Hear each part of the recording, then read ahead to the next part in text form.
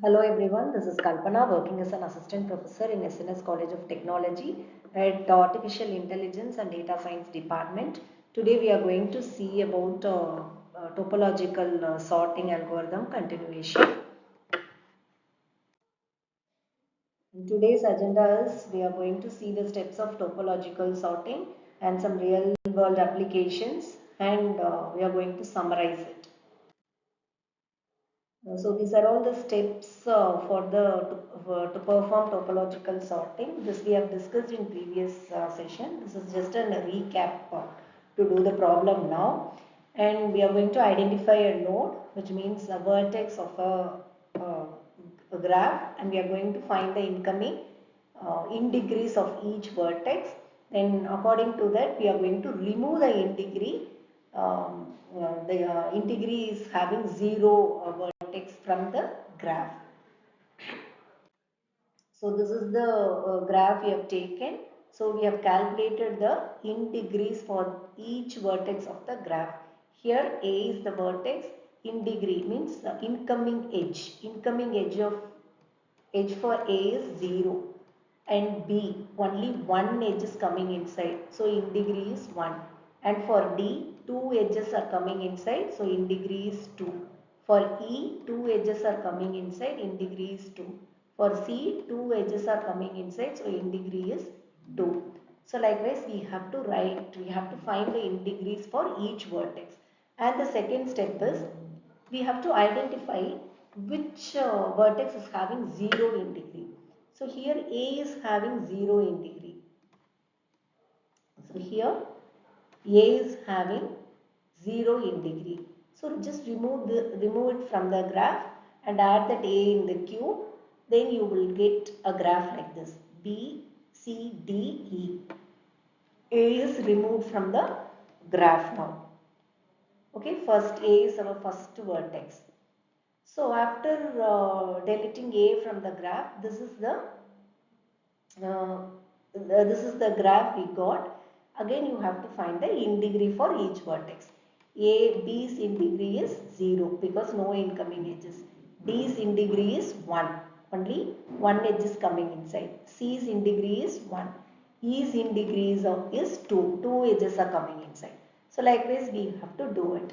So in this case again we have to find which vertex is having 0 in degree. Here also B is having 0 in degree.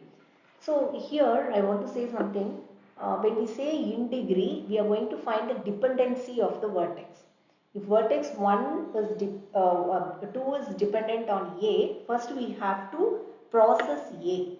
First we have to complete A and then we move on to B. So for that sake only we are going to find the in degrees. In degree 0 represents no dependency. That particular vertex is independent vertex. Okay, so first we are removing that independent vertex. That is the meaning of finding in degrees. So here B's in degree is 0. As I told you, the vertex is having 0 in degree, is removed from the graph. So here next we are going to remove B from the graph. So when we remove B, this is our next graph we got. C, D, E. So if we find, then again we have to calculate in degree. For C also no incoming edges, D also no incoming edges, E having 2 incoming edges. So we have written 2 here. Okay, likewise we calculate. So in this scenario, C and D both are having 0 as in degrees. So here either you can take, you can go with D or C, or you can go with D. Both are possible here. Okay, so I'm here. I'm taking C now.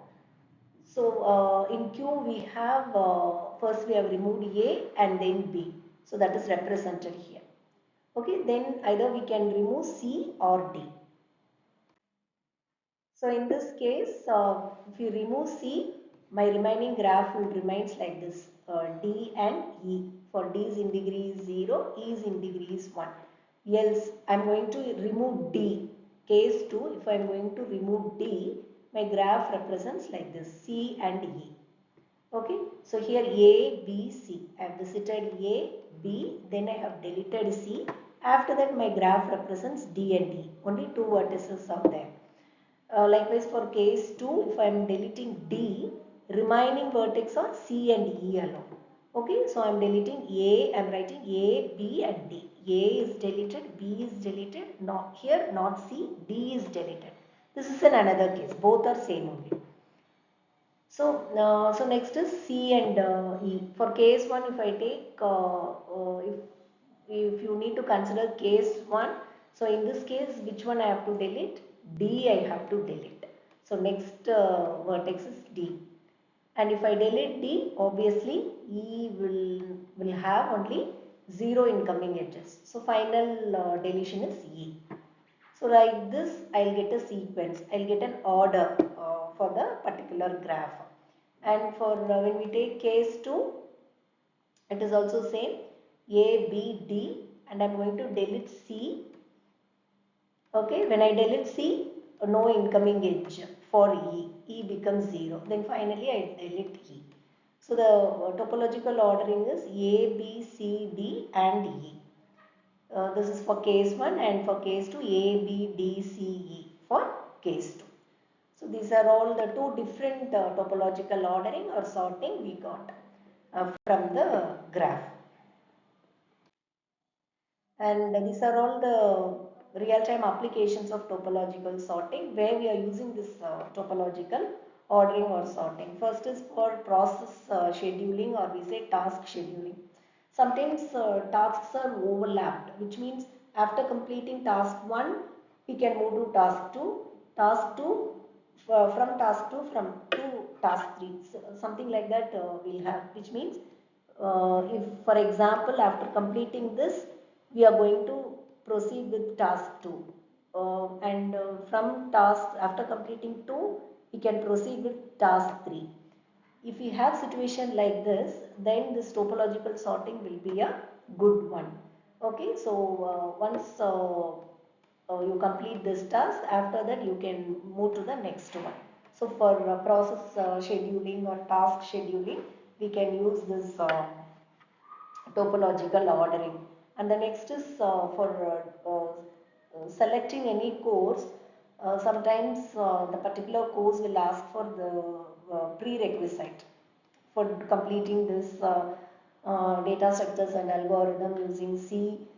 You require to have knowledge on C and basic computer knowledge. So something like that prerequisites will be, sometimes they mention prerequisites to complete course.